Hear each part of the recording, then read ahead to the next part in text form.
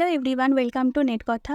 চলছে 2024 December shift 1 আর 2 unit wise PYQ practice series. আজকের video biochemistry part B.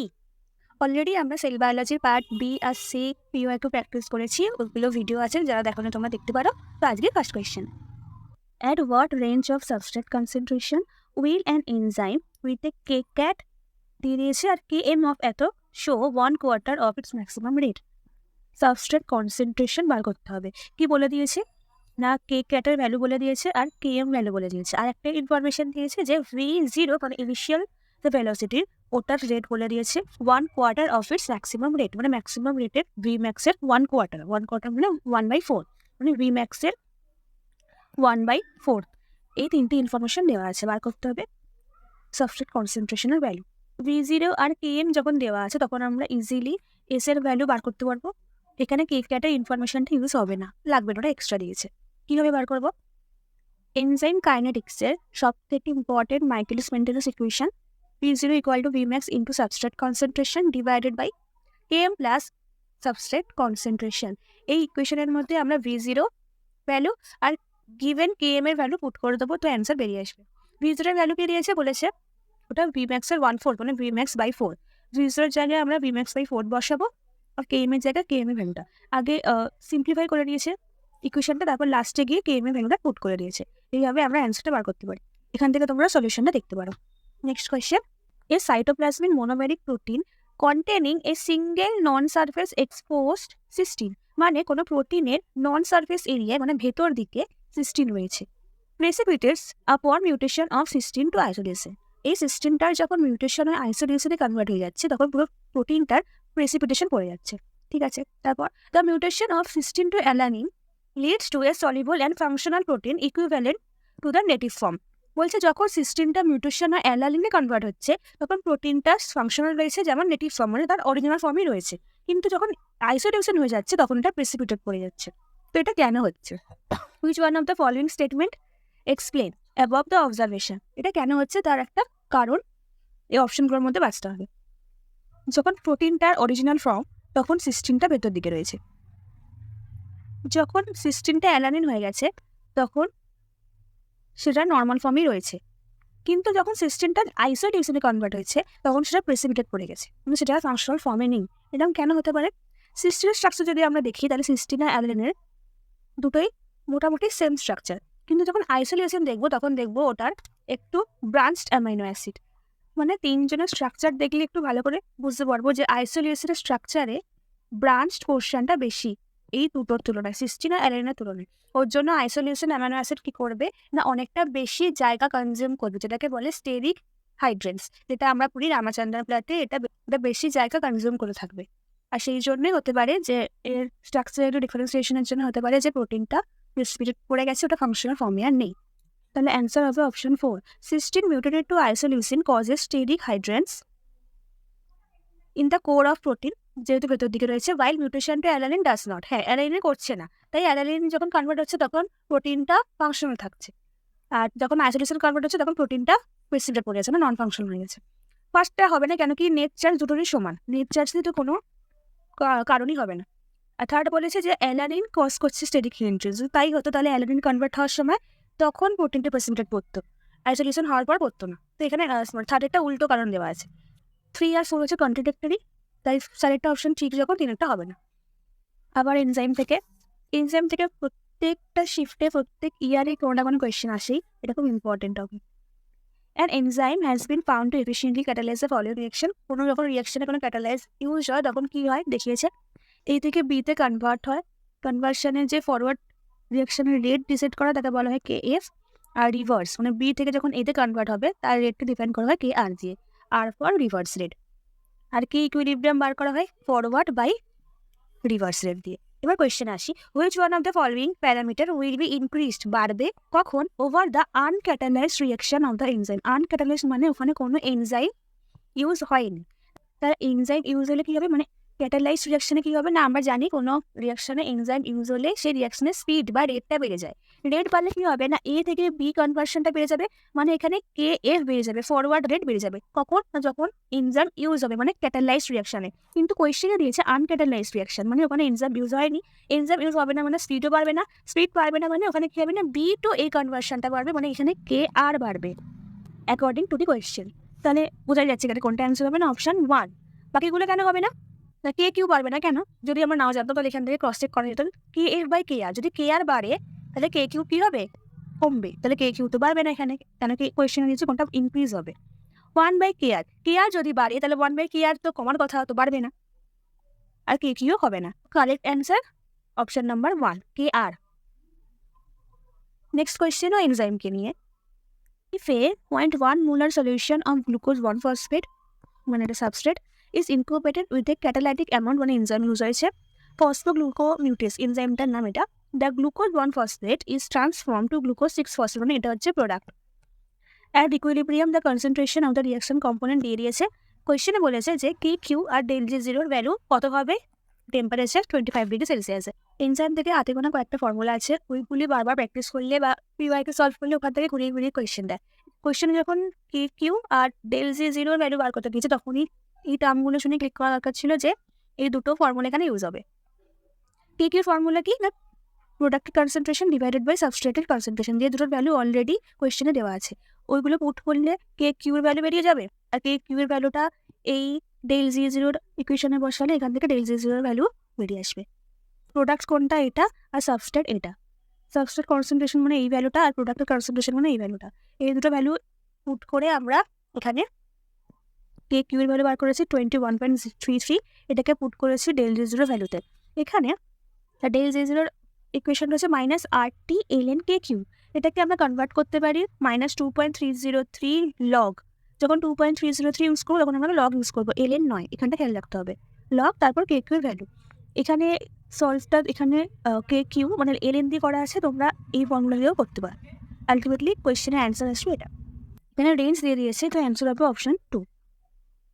Question number 5, protein folding থেকে এই প্যাটার্নের কোয়েশ্চেন রিসেন্ট ইয়ারে প্রচুরবার রিপিট হয়েছে।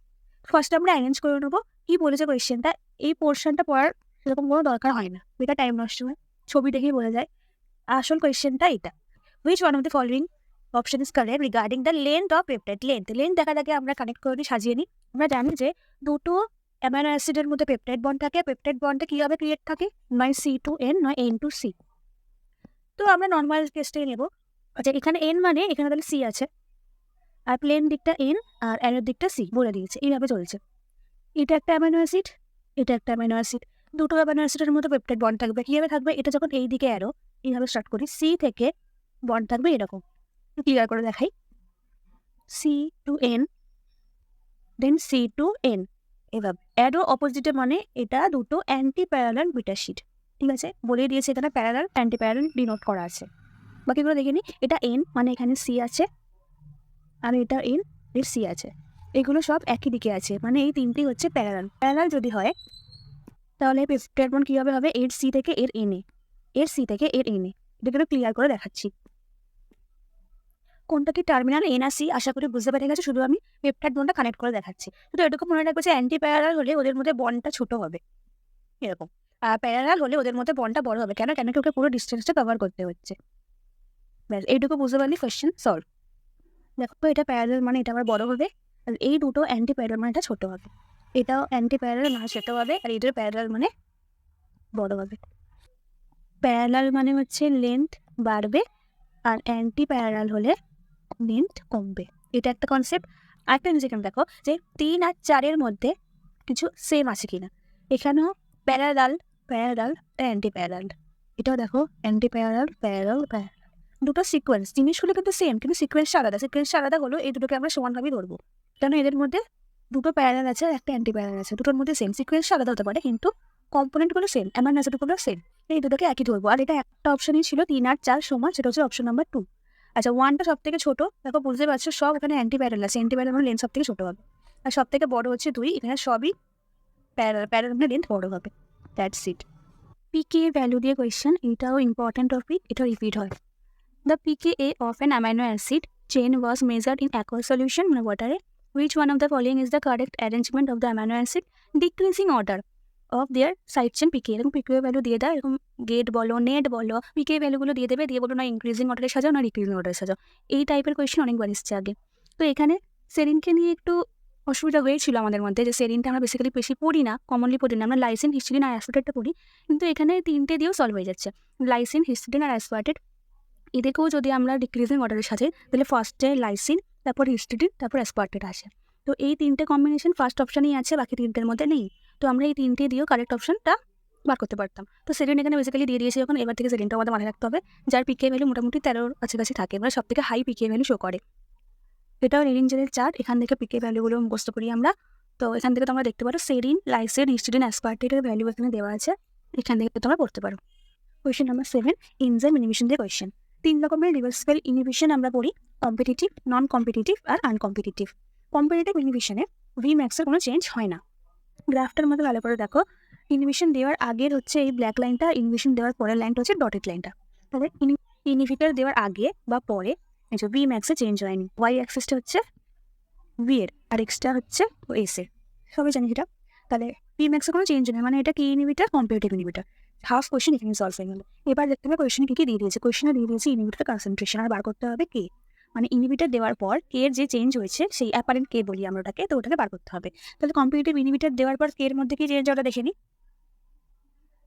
কম্পিটিটিভ ইনহিবিটর দেওয়ার পর ভিম্যাক্সে কোনো চেঞ্জ হয় না, আর কেএম বেড়ে যায়, মানে আগে যে কেএম ছিল পরে কেএম বেড়ে যাবে। কত বাড়বে, আলফা।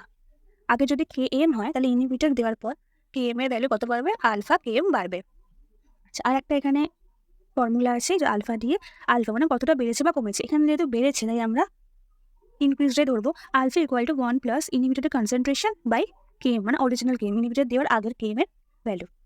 তাহলে এখানে আমরা যে কার্ভটা দিয়ে দিয়েছি না, এখান থেকে আমরা আলফার ভ্যালুটা বুঝে যাবো। ভালো করে লক্ষ্য করলে দেখতে পাবে যখন আমরা ইনহিবিটর দিয়ে দিই, মানে ব্ল্যাক লাইনটা কত ভ্যালু ছিল, কে এম এ -3। যখন আমরা ইনহিবিটর দিয়েছি মানে ডটেড লাইনটা, তখন কেএম কত হয়েছে, -1, তাই তো। আমরা এলবি প্লটে কি দেখি যে এই দিকের এক্স অ্যাক্সিসে যে মাইনাস এক্স অ্যাক্সিসে কার ভ্যালু থাকে, কেএম এর ভ্যালু থাকে। ইনহিবিটর দেওয়ার আগে কেএম ছিল -3, ইনহিবিটর দেওয়ার পর কেএম হয়ে গেছে -1, মানে কতটা বেড়েছে, 3 বেড়েছে। নেগেটিভে ইন্টিজার যদি কমে তাহলে অ্যাকচুয়াল ওভারঅলটা বাড়ে, এটা হচ্ছে নর্মাল জিনিস। তাহলে আলফার ভ্যালু কত হলো, 3। তাহলে এই আলফার ভ্যালুটা ওই ফর্মুলায় পুট করে দিলে আমাদের অ্যান্সার চলে আসবে। আলফা ইকুয়াল টু ইনহিবিটরের কনসেন্ট্রেশন ডিভাইডেড বাই কেআই, এই ইকুয়েশনটি মডিফাই করে লেখা। তাহলে আলফার ভ্যালু জানি আমরা 3, আর ইনহিবিটরের কনসেন্ট্রেশন ভ্যালু কোয়েশনে দিয়ে দিয়েছে 1 মাইক্রোমোলার। তাহলে এখান থেকে সলভ করলে বেরিয়ে যাচ্ছে কেআই এর ভ্যালু। তাহলে option 3 is correct answer. Number 9, near UV আর ফার ইউভি থেকে কোয়েশ্চেনে আসার আগে দুটো জিনিস দেখে নিই। ফার ইউভি রেঞ্জে যদি আমরা সিরিজ স্পেকট্রোস্কোপি করি তাহলে এরকম 3টে গ্রাফ পাবো। কোনটাকে কী করে বুঝবো, যেটা হাই পিক সেটা হচ্ছে আলফা হেলিক্সে, কিসে দেবে, 190 রেঞ্জে দেবে। আলফা হেলিক্সের একটা পজিটিভ পিক আর দুটো ছোটো ছোটো নেগেটিভ পিক। পরীক্ষার যে গ্রাফ যা থাকবে ওখানে কিন্তু পজিটিভ পিক দেখে করে দেবে না, যেটা আলফা হেলিক্স। তো চেক করে নেবে যে এটা কোন রেঞ্জে দিচ্ছে, আর একটা পজিটিভের সামনে দুটো ছোটো ছোটো নেগেটিভ পিক আসছে কিনা। নেক্সট দেখবো বিটা শিট। বিটা শিটের একটা পজিটিভ পিক যেটা আলফা হেলিক্সের থেকে ছোটো, আর একটা নেগেটিভ পিক। পজিটিভ পিক যখন একদমই আসবে না, নেগেটিভ পিক দিয়ে শুরু হবে, তখন সেটা না আলফা হেলিক্স না বিটা হেলিক্স, ওটা হবে র্যান্ডম কয়েল। এটা হচ্ছে চেনার উপায়। এখানে আরেকটা কনসেপ্ট চলে আসে, ফার ইউভি রেঞ্জ আর নিয়ার ইউভি রেঞ্জ। আমরা কিসের রেসপেক্টে ফার বা নিয়ার ডিসাইড করি, পিএইচের যেমন স্কেল থাকে সেরকম লাইটের মেজারমেন্টেরও এরকম স্কেল থাকে, ইমেজিনারি স্কেল। যেটা ভিজিবল রেঞ্জ হচ্ছে মানে ওয়েভ লেন্থ হিসাবে আমরা দেখি 400 থেকে মোটামুটি 740 বা 760 অব্দি, এর মধ্যে যে রেঞ্জ থাকে, এর মধ্যে যে ওয়েভ লেন্থের লাইট থাকে সেগুলি ভিজিবল হয় আমাদের চোখে। তো এর রেসপেক্টে আমরা নিয়ার মানে কাছে আর ফার দূরে ডিসাইড করি। এই ওয়েভ লেন্থের বড় মানে ডান দিকে যেই যাবে যে লাইটগুলো তার ফ্রিকোয়েন্সি লো হবে, আর যারা বাঁ দিকে যাবে মানে আরও বড় হবে, ওয়েভ লেন্থ বেশি হবে, তাদের ফ্রিকোয়েন্সি হাই হবে। এটা কোয়েশনে নেই, তা বলে দিলাম। এবার এসে ফার আর নিয়ারে ভিজিবল লেন্থের সামনে যে থাকবে সেটা হচ্ছে নিয়ার, যেমন 200 থেকে 400 রেঞ্জে, মানে এটা হচ্ছে নিয়ার, কেন কি এটা ভিজিবল লাইটের রেঞ্জের সামনে আছে তাই নিয়ার। আর দূরে কোনটা হবে, 200 কম। যেখানেই আমরা কার্ভে দেখবো যে 200 কম কোনো রেঞ্জ দেওয়া আছে সেটা হবে সেটা ফার ইউভি। ফার কেন, সেটা ভিজিবল রেঞ্জ থেকে অনেক দূরে আছে, সেটাই। মানে এখান থেকে দুটো জিনিস মনে রাখতে হবে, ফার রেঞ্জ হচ্ছে 200 কম হবে আর ওটা সেকেন্ডারি স্ট্রাকচার মেজার করতে আমরা দেখি। মানে সেকেন্ডারি স্ট্রাকচার আছে কি নেই ওটা আমরা কনক্লুড করবো পার ইউভি রেঞ্জের কার্ভ থেকে। আর নিয়ার ইউভি রেঞ্জ থাকবে 200 থেকে 400-র মধ্যে। আর এটা আমরা ডিসাইড করি কি দেখার জন্য, টারশিয়ারি স্ট্রাকচার দেখার জন্য। মানে নিয়ার ইউভি কার্ভ থেকে আমরা সেকেন্ডারি স্ট্রাকচার কথা বলতে পারবো না, আর ফার ইউভি কার্ভ থেকে আমরা টারশিয়ারি স্ট্রাকচারের কথা বলতে পারবো না। টারশিয়ারি বলতে এখানে কি বোঝাচ্ছে, যখন বিটা ফোল্ড, আলফা ফোল্ড হিসেবে টার্ম থাকবে সেগুলো চলে যাবে টারশিয়ারি স্ট্রাকচারের মধ্যে। অবভিয়াসলি শুধু আলফা হেলিক্স আর বিটা শিট থাকলে সেগুলো সেকেন্ডারি স্ট্রাকচার হিসেবে কনসিডার হয়, আর ওইগুলো ফোল্ড হয়ে গেলে টারশিয়ারি স্ট্রাকচার। তো সেটা কনক্লুড করার জন্য দুটো কার্ভ দেওয়া আছে কোয়েশ্চেনে, এটা দেখে বুঝতে হবে। তাহলে যেটা গিভেন আছে এখানে আমরা দেখতে পাচ্ছি যে এখানে 200 কম রেঞ্জ অব্দি কভার করেছে। মানে এটা কী রেঞ্জ হবে, এটা হবে ফার ইউভি। আর ফার ইউভিতে কি দেখি আমরা, সেকেন্ডারি স্ট্রাকচার। এটা অনেক বেশি রেঞ্জ কভার করা আছে, মানে মোটামুটি 330, মানে 400 কাছাকাছি, মানে ভিজিবল রেঞ্জের কাছে, তাই এটা নিয়ার ইউভি। নিয়ার ইউভি দিয়ে আমরা কি কনসিডার করি, টারশিয়ারি স্ট্রাকচার। এবার আসি, এখানে মনে হচ্ছে এটা আলফা শিটের মধ্যে লাগছে, কিন্তু আলফা শিট হলে ভালো করে লক্ষ্য করবে এখানে একটা পজিটিভ সাইন থাকলেও নেগেটিভ সাইন কিন্তু এখানে নেই, এটা ফ্ল্যাট মতো আছে, মানে এটা আলফা হেলিক্স নয়। এখানে টারশিয়ারি স্ট্রাকচারে আলফা হেলিক্স আর বিটা শিট নিয়ে আমরা কিছু বলতেই পারবো না, কেন এখানে আমরা সেকেন্ডারি স্ট্রাকচার দেখি না, এটা আমরা টারশিয়ারি স্ট্রাকচার দেখি, রাইট? তাহলে এবার কনক্লুশনে আসি, it contains only beta sheet. প্রথম কথা, বিটা শিট নিয়ে কোনো কার্ভই এখানে দেওয়া নেই, তো আমরা কনক্লুড করতে পারবো না। যদি বোঝাও না যেটা, তাহলে অনলি কথাটা যখন ইউজ করা হয়েছে, আমরা জানি যে বায়োলজিক্যাল সিস্টেমে অনলি, অলওয়েজ এইগুলো আমরা অ্যাভয়েড করে চলি। তো এখান থেকে দেখে আমরা কখনো অনলি বিটা শিট কন্টেন্ট বলতে পারি না, মানে একটা ভুল option. It has to an alternative alpha and beta fold যখন বলছি আমরা কি দেখবো, এই কার্ভ দেখবো টারশিয়ারি স্ট্রাকচারে। ইট হ্যাজ টু বি, মানে এটা হতেই হবে, নয় আলফা নয় বিটা ফোল্ড, না এরকম বলতে পারি না। নেক্সট, এটা আবার it has to be a mixed না আলফা বিটা আমরা কিছুই কন্ট্রোল করতে পারি না, কেন এখান থেকে ঠিকঠাক ইনফরমেশন দেওয়া নেই। এলিমিনেশন থেকে এই কোয়েশ্চেনের অ্যান্সার চলে আসছিল। অ্যাট লাস্ট যেটা বলেছে, it belongs to either alternate or mixed, এটা অল্টারনেটও হতে পারে বা মিক্সডও হতে পারে। তো right answer option 4। Question number 10, amino acid precursor থেকে কোয়েশ্চেন। অ্যামাইনো অ্যাসিড প্রিকারসর থেকেও রিপিটেডলি কোয়েশ্চেন আসে। এখানে যেমন বলেছে এই কয়েকটা থেকে কোয়েশ্চেন ঘুরিয়ে ফিরিয়ে দেয়। এখানে যেমন কোয়েশ্চেন দিয়েছিল কার্বন নাম্বার থেকে করে দেওয়া যাবে, কিন্তু তাও পুরোটা করে রাখবে। ফার্স্ট হচ্ছে আলফা কিটোগ্লুটারেট, এটা কোথায় পাওয়া যায়, টিসিও সাইকেলে, এর 5 কার্বন, আর এখান থেকে এই অ্যামাইনো অ্যাসিডগুলো ডিরাইভ হয়, গ্লুটামিন, প্রোলিন, আর্জিনিন। নেক্সট 3-ফসফোগ্লিসারাইড কোথা থেকে পাওয়া যায়, গ্লাইকোলাইসিস থেকে 3 কার্বন কম্পাউন্ড, অক্সালো অ্যাসিডেট 4 কার্বন কম্পাউন্ড, কোথা পাওয়া যায়, টিসিও সাইকেল। পাইরুভেট গ্লাইকোলাইসিসের প্রোডাক্ট, ওখান থেকে ডিরাইভ হয় এই 3টে অ্যামাইনো অ্যাসিড। আর এটা পেপ, ফসফিনাইল পাইরুভেট, আর রাইবোলোজ বিসফসফেট, এটা হচ্ছে গ্লাইকোলাইসিসের ডিরাইভড প্রোডাক্ট। এবার আসি কোয়েশ্চেনে দেখে দেখে আমি কার্বন নাম্বারগুলো বসিয়ে নিচ্ছি।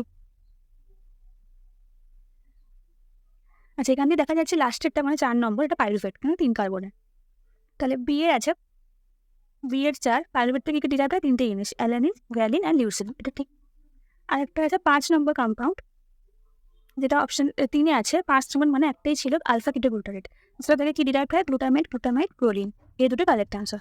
বাকিগুলো ভুল ইনফরমেশন দেওয়া আছে, তার correct answer option 2। Last question, nucleic অ্যাসিডের সুগার পাকলিং থেকে। দেখি যতটা শক্ত মনে হচ্ছে ততটা ইজি, যেটা রিপিটেডলি কোয়েশ্চেন এসছে, ইম্পর্টেন্ট টপিক। এটা করার আগে একটা জিনিসই মাথায় রাখতাম, সেটা বলে দিই। স্ট্রাকচারের মধ্যে দুটো কন্ডিশন হতে পারে, একটা ইন্দো মানে ভেতরের দিকে, একটা এক্সো বাইরের দিকে। কী করে বুঝবো, পুরো স্ট্রাকচারের মধ্যে আমরা একটা জিনিস ফার্স্টে আইডেন্টিফাই করবো, সেটা হচ্ছে বেস। বা বেসের দিকে থাকলে, কার্বন নাম্বার যে খুশি হোক না কেন, কার্বন হোক, অক্সিজেন হোক, যে কোনো মলিকিউলের স্ট্রাকচার বেসের দিকে থাকলে সেটা হয়ে যাবে ইন্ডো, আর বেস থেকে উল্টো দিকে থাকলে সেটা হচ্ছে এক্সো। একটা কোয়েশ্চেন করলে সলভ করলে তা বুঝতে পেরে যাবে। ফার্স্ট স্ট্রাকচারে বেস কোনটা, এই যে ব্ল্যাক কালারের স্পট দেওয়া আছে, প্রত্যেকটা স্ট্রাকচারে যে ব্ল্যাক কালারের স্পট দেওয়া আছে ওটা হচ্ছে বেস। ব্যাস, এটা জেনে নিয়েছি, এবার ওটা ইজি হয়ে যাবে। কোনটা ডিনোট করছে, ফার্স্টে দেখো C2 মানে সেকেন্ড কার্বন, এই যে C2 কোন দিকে আছে, বেসের দিকে আছে, তাই না, ডটের দিকে আছে, তাই তো, তাহলে এটা C2 এন্ডো হয়ে যাবে। তাই ফার্স্টে কোনটা, C2 এন্ডো, 2 আর 3 নাম্বার অপশানে আছে। নেক্সট, বেসের দিকে কি আছে, ও বেসের দিকে আছে, মানে এটা কি হবে, O4 এন্ডো। অ্যান্সার চলে এসছে সেকেন্ড অপশান। তার পরেগুলো দেখে নিই, যে বেসের দিকে কোনটা আছে, C3, এই যে C3ও বেসের দিকেই আছে, তাই তো, এই দিকে থাকলে ওটা বেসের অপোজিট হতো, বাট এখানে C3 বেসের দিকে আছে, তাহলে এটা কি হবে, এটাও C3 এন্ডো হবে। তারপরে বেসের উল্টো দিকে অক্সিজেন, এই দেখো অক্সিজেনটা বেসের উল্টো দিকে আছে, মানে এটা কি হবে, এক্সো। That's it. তাহলে এখানে কারেক্ট আনসার কোনটা, অপশন নাম্বার 2। আজকের ভিডিও এখানেই, পরের ভিডিও অন্য ইউনিট নিয়ে আসবে। ততদিন তোমরা প্র্যাকটিস করো, রিভাইজ করো। Happy learning.